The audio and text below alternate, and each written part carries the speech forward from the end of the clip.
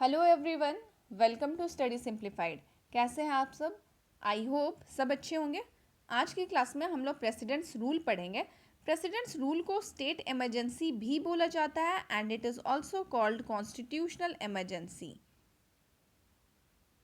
Last class में हम लोगों ने इमरजेंसी प्रोविजंस स्टार्ट किया था, जिसमें हम लोगों ने नेशनल इमरजेंसी कंप्लीट कर लिया है। आज की क्लास में हम लोग प्रेसिडेंट्स रूल पढ़ेंगे, जिसको स्टेट इमरजेंसी भी बोलते हैं। एक और इमरजेंसी आपका रह जाएगा, फाइनेंशियल इमरजेंसी, जिसको हम लोग नेक्स्ट वीडियो में करेंगे।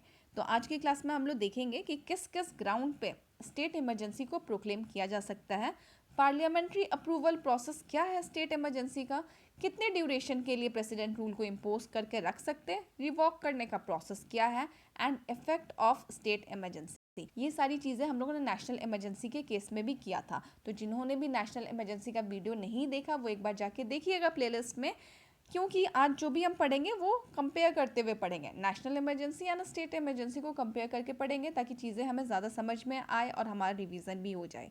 एक बात और, जो हमारा बुक है लूसेंट, उसमें state emergency and financial emergency clearly mention नहीं है। एक बार को तो आप नेशनल इमरजेंसी पढ़ोगे तो आपको समझ में आ जाएगा, बट स्टेट इमरजेंसी जो कि आपका लास्ट 3 पॉइंट्स में गिवन है, उसमें क्लैरिटी नहीं है, एंड फाइनेंशियल इमरजेंसी तो बुक में ही गिवन नहीं है। इसलिए आई हैव डिसाइडेड कि ये दोनों टॉपिक मैं आपको कहीं और से समझाऊँ। That's why I have taken the help of another book, ताकि मैं चीज़ें आपको अच्छे से एक्सप्लेन कर पाऊँ एंड आपको समझ आ पाए।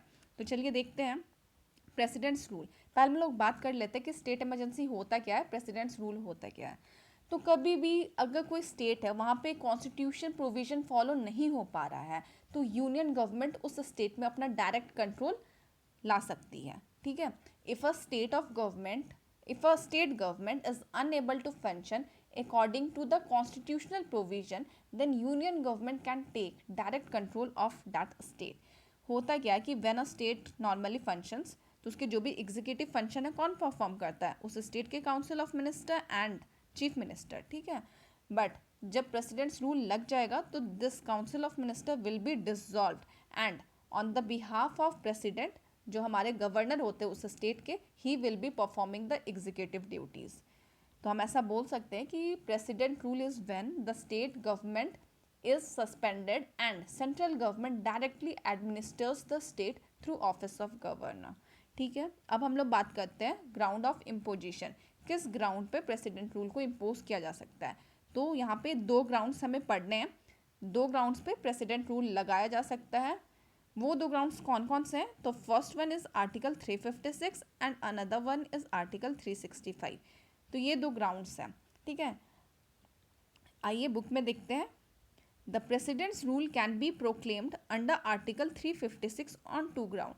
356 में दो ground है, one mentioned in Article 356 itself and another mentioned in Article 365.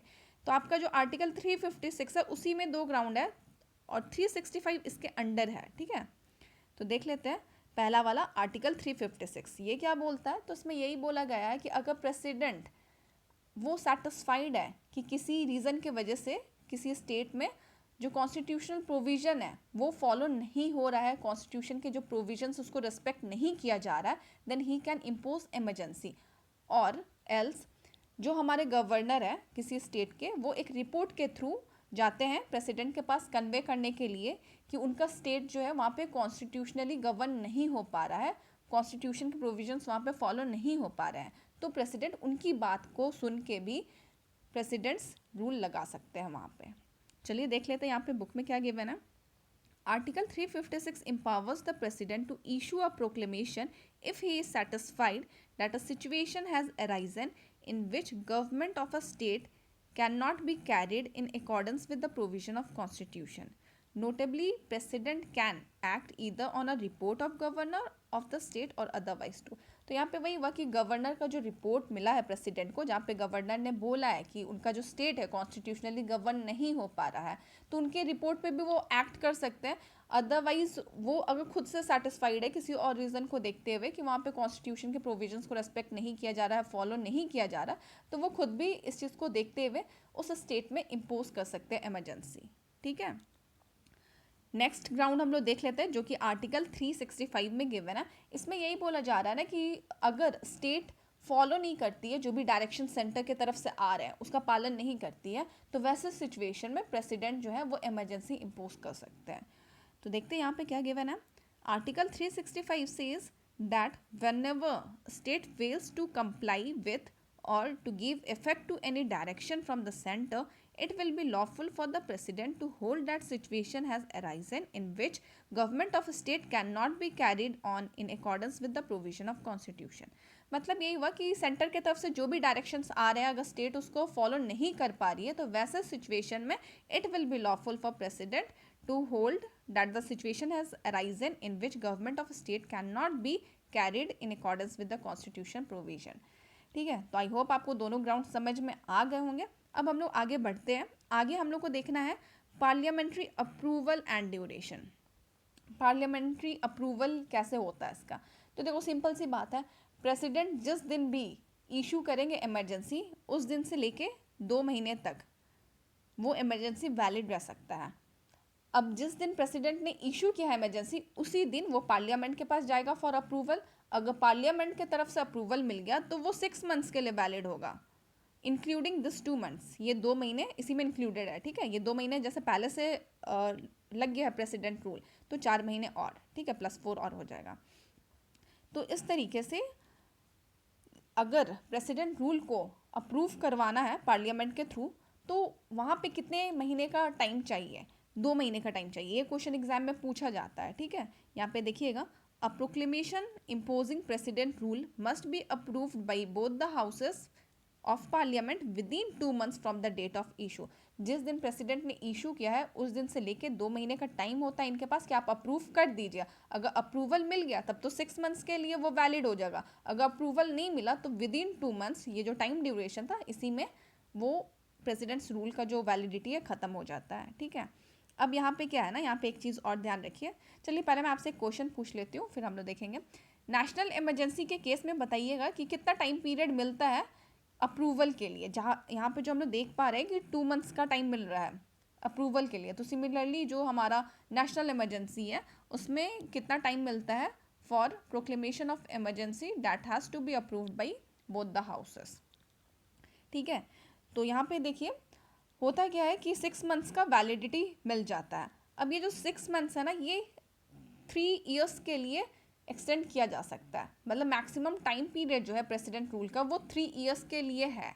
But यहाँ पे अगेन एक इम्पॉर्टेंट पॉइंट है जो कि मैं आपको बताती हूँ।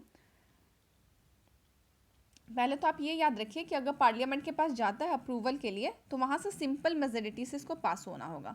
जिस तरीके से हम लोगों ने नेशनल इमरजेंसी के केस में पढ़ा था कि अप्रूवल के लिए वहाँ पे स्पेशल मेजोरिटी चाहिए, यहाँ पे ऐसा नहीं है, यहाँ पे सिंपल मेजोरिटी चाहिए अप्रूवल के लिए। ओके, तो इसको अप्रूव अगर हो जाता है तो 6 मंथ्स के लिए वैलिड हो गया। एक्सटेंड करवाना है तो अगेन 6 मंथ्स के लिए वैलिड हो गया।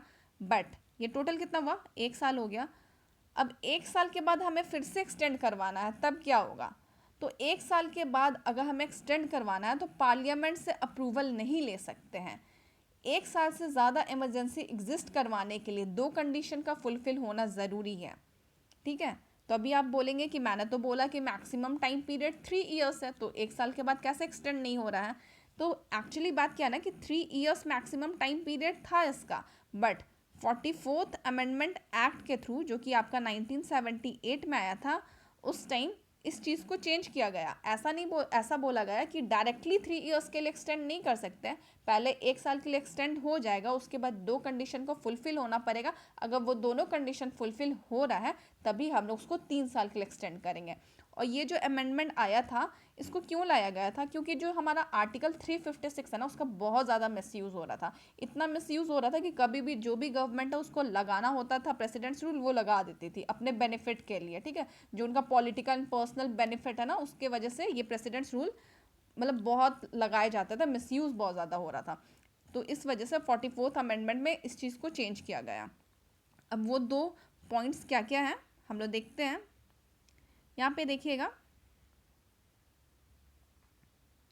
44th Amendment Act of 1978 introduced new provision to put restraint on the power of Parliament to extend the proclamation of President beyond 1 year। अब इसमें हुआ क्या, Thus, it provided that beyond 1 year, the president rule can be extended by 6 months at a time only if the following conditions are fulfilled. कौन से conditions हैं जिसकी मैं बात कर रही थी? तो पहला कंडीशन है कि अगर नेशनल इमरजेंसी ऑपरेशन में रहेगा तब। दूसरा कंडीशन है कि जो इलेक्शन कमीशन है उस स्टेट का वो सर्टिफाई कर दे कि election of state assembly can not be held on account of some difficulty. अगर ये दो कंडीशन फुलफिल हो जाते हैं तो maximum time period for president rule जो है वो 3 ईयर्स तक हो सकता है, but it need to be approved every 6 month. हर 6 महीने पे इसको अप्रूव होना होगा। ठीक है, तो इसको अच्छे से याद रखिएगा, ये बहुत ज़्यादा इंपॉर्टेंट है। नेशनल इमरजेंसी अगर ऑपरेशन में हो इन होल इंडिया और in a part of the state, या तो फिर जो इलेक्शन कमीशन है वो सर्टिफाई कर दे कि general election of legislative assembly of the concern state can not be held on account of difficulty. ये दो सिचुएशन होगा तो हमारा इमरजेंसी 3 ईयर्स के लिए एक्सटेंड हो सकता है। ठीक है, अब हम लोग देख लेते हैं इसको रिवॉक करने का प्रोसेस क्या है। A proclamation of president may be revoked by president at any time. कौन रिवॉक कर सकता है? प्रेसिडेंट कर सकते हैं किसी भी वक्त। By subsequent proclamation, such proclamation does not require parliamentary approval. तो यहाँ पे यही बोला जा रहा है कि it does not require any parliamentary approval. National emergency में हम लोगों ने क्या पढ़ा था कि वहाँ पे लोकसभा के पास था कि हाँ वो लोग सिंपल मेजोरिटी से रिवॉक कर सकते थे नेशनल इमरजेंसी, बट यहाँ पे ज़रूरत ही नहीं है पार्लियामेंट्री अप्रूवल की। यहाँ पे प्रेसिडेंट अपने मनमर्जी से कभी भी उसको रिवॉक कर सकते हैं।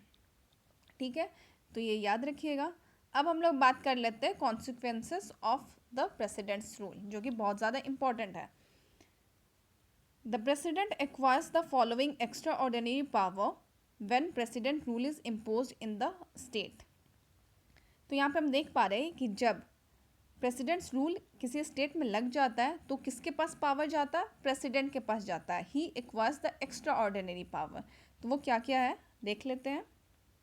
इस वजह से इसको प्रेसिडेंट्स रूल भी बोलते हैं, क्योंकि जो पावर्स है वो कहीं ना कहीं प्रेसिडेंट के पास चला गया, तो स्टेट इमरजेंसी को प्रेसिडेंट्स रूल इसीलिए भी बोला जाता है। पहला सिचुएशन क्या है देखिए, he can take a function of the state government and powers vested in the governor और executive authority in the state. तो यहाँ पे यही बोला जा रहा है कि देखो जब भी इमरजेंसी लगती है उस टाइम पे क्या होता है कि जो काउंसिल ऑफ मिनिस्टर है उसको सस्पेंड कर दिया जाता है एंड जो लेजिस्लेटिव असेंबली है उसको डिसॉल्व कर दिया जाता है, और उस स्टेट के जो गवर्नर होंगे he on the behalf of president will be carrying state administration with help of chief secretary of the state. तो जो भी पावर्स है, एग्जीक्यूटिव एक्शंस है स्टेट के, वो गवर्नर परफॉर्म करेगा on the behalf of president. इसलिए हम इसको बोल रहे हैं कि कहीं ना कहीं एक्स्ट्रा ऑर्डिनरी पावर मिल रहा है प्रेसिडेंट को।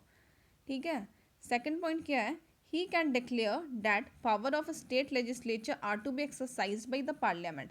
जैसा कि मैंने आपको बताया कि जो स्टेट लेजिस्लेटिव असेंबली है वो डिसॉल्व हो जाती है इस टाइम पे, तो वो अगर डिसॉल्व हो जाएगी तो उसके जो भी फंक्शंस है वो कौन परफॉर्म करेगा? तो those functions are performed by the parliament. Okay, जो भी लॉज बनाने का फंक्शन है वो कौन परफॉर्म करेगा? तो laws will be formulated by parliament. यहाँ तक कि मैं आपको ये भी बता दूँ, जो भी बजट स्टेट बजट पास होना होता है या स्टेट लेजिस्लेटिव बिल होता है वो सारा कंट्रोल पार्लियामेंट के पास चल जाता है इस टाइम पे। He can take all other necessary steps including suspension of constitutional provision relating to the body or authority in the state. तो यहाँ पे यही बोला जा रहा है कि जो अदर एक्शंस ज़रूरी हैं, ठीक है, including suspension of constitutional provision relating to any body or authority in the state, तो वो परफॉर्म कर सकते हैं। जिस तरीके से हम लोगों ने देखा कि वो डिसॉल्व कर सकते हैं काउंसिल ऑफ मिनिस्टर को, सस्पेंड कर सकते हैं लेजिस्लेटिव असेंबली को, इस तरीके से कुछ और भी फंक्शन ऐसा आता है तो वो परफॉर्म कर सकते हैं। ठीक है, तो आई होप आपको इफेक्ट ऑफ प्रेसिडेंट्स रूल समझ में आया होगा। अब लास्ट में हम लोग यहाँ पे कंपेयर करेंगे नेशनल इमरजेंसी को प्रेसिडेंट्स रूल के साथ, ताकि आपको चीज़ें ज़्यादा समझ में आएगी और आपको पता चलेगा कि क्वेश्चन कैसे पूछे जाते हैं। तो देखिएगा, लेफ्ट हैंड साइड में आपका नेशनल इमरजेंसी गिवन है एंड राइट हैंड साइड में आपका प्रेसिडेंट्स रूल भी गिवन है। तो चलिए डिस्कस करते हैं। सबसे पहला पॉइंट है It can be proclaimed only when security of India or a part of it is threatened by war, external aggression और armed rebellion. बट हमारा प्रेसिडेंट्स रूल में क्या होता है? प्रेसिडेंट्स रूल में होता है कि अगर कोई स्टेट अपने कॉन्स्टिट्यूशन प्रोविजन को फॉलो नहीं कर रही है तो वहाँ पे प्रेसिडेंट्स रूल लगाया जा सकता है, और इसका कोई भी connection war, external aggression or arm rebellion के साथ हो ऐसा ज़रूरी नहीं. ठीक है. नेक्स्ट पॉइंट देखिएगा.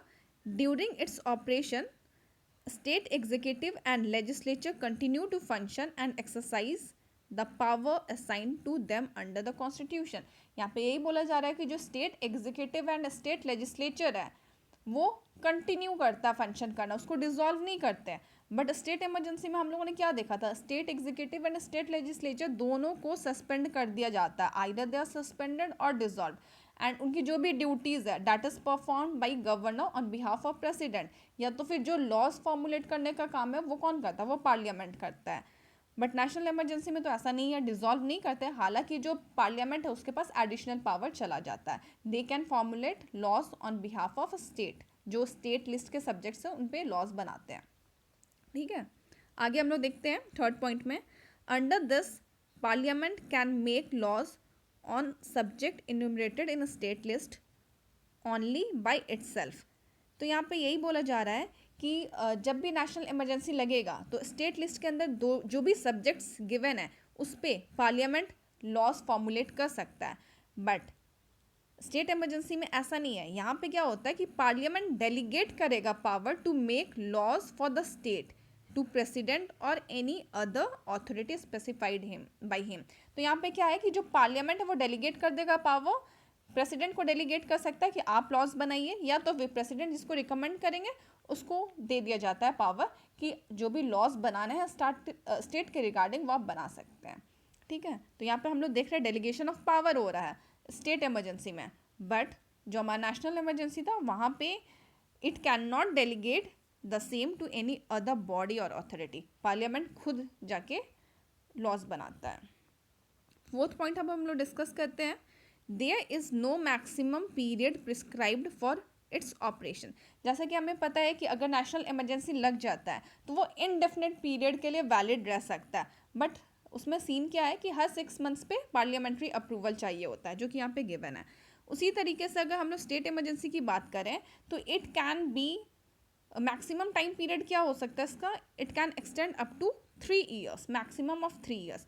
बट यहाँ पे भी अगेन सेम कंडीशन है कि यहाँ पे भी 6 मंथ्स में इसको अप्रूवल लेना है. बट अगेन यहाँ पे एक और सिचुएशन और है कि 1 साल तक तो 6 मंथ्स के लिए अप्रूवल लेंगे, बट 1 साल के बाद अगर इसको बियॉन्ड 1 ईयर एक्सटेंड करवाना है तब वो 2 कंडीशन का फुलफिल होना ज़रूरी है, जो कि 44th अमेंडमेंट में आया था इन 1978. वो नेशनल इमरजेंसी होना चाहिए, या तो फिर जो इलेक्शन कमीशन है उनको सर्टिफाई करना चाहिए कि जो लेजिस्लेचर है स्टेट लेजिस्लेचर वो जनरल इलेक्शन हेल्ड नहीं कर सकता है on account of some difficulty.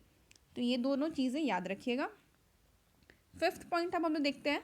Under this the relationship of centre with all the state under goes modification. तो यहाँ पे यही बोला जा रहा है कि जैसे सेंटर है, सेंटर के साथ जो भी स्टेट कनेक्टेड है, मतलब एक कंट्री में जो भी स्टेट है वो सब सेंटर एंड स्टेट का रिलेशन जो है वो मॉडिफाई हो जाता है. बट स्टेट इमरजेंसी के केस में क्या हुआ कि जो स्टेट कंसर्न्ड है उसके साथ ही सेंटर स्टेट का रिलेशन मॉडिफाई होता है. ऑब्वियसली दूसरे से क्या लेना देना, यहाँ पे जिस स्टेट में प्रेसिडेंट्स रूल लगा है उस स्टेट का रिलेशन सेंटर के साथ मॉडिफाई होता है. नेक्स्ट पॉइंट हम लोग देखते हैं. सिक्स्थ वाले में क्या गिवन है? Every resolution of parliament approving its proclamation और it continuous must be passed by special majority. यहाँ पे यही बोला जा रहा है कि जो पार्लियामेंट के पास जाता है, ठीक है, रिजोल्यूशन, तो वहाँ पे अप्रूवल के लिए चाहिए स्पेशल मेजोरिटी. बट हमारा जो स्टेट इमरजेंसी है वहाँ पे हम लोगों ने देखा कि सिंपल मेजोरिटी से पार्लियामेंट्री अप्रूवल मिल जाता है. ठीक है. नेक्स्ट पॉइंट है it affects fundamental right of citizen. हम लोगों ने पढ़ा था कि जब भी नेशनल इमरजेंसी लगती है all the fundamental rights are suspended except 20 and 21. 20 and 21 को छोड़ के सारे फंडामेंटल राइट सस्पेंड हो जाते हैं. बट क्या स्टेट इमरजेंसी में ऐसा होता है? तो नहीं, यहाँ पे कोई फ़र्क नहीं पड़ता. It has no effect on fundamental rights of the citizen. ठीक है.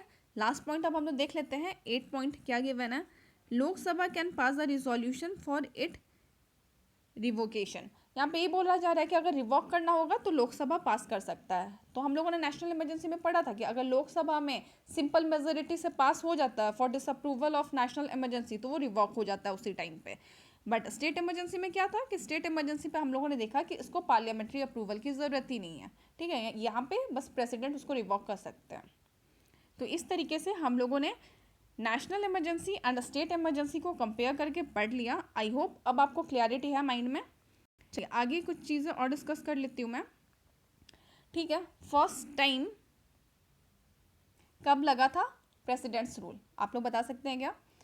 तो देखिए, जैसे कि हम लोग को पता है कि कॉन्स्टिट्यूशन हमारा अडॉप्ट किया गया था 1950 में, एंड ठीक 1 साल के बाद 1951 में हमारा सबसे पहला स्टेट इमरजेंसी लगा था। कहाँ लगा था? पंजाब में।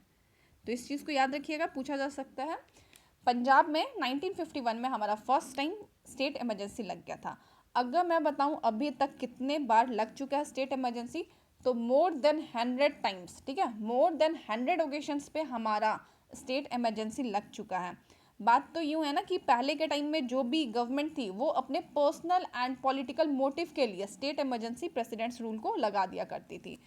अगर मैं आपको एक एग्जांपल के थ्रू बताऊं तो 1966 से लेके 1977 का जो टाइम पीरियड था, इस टाइम पे इंदिरा गांधी का गवर्नमेंट हुआ करता था।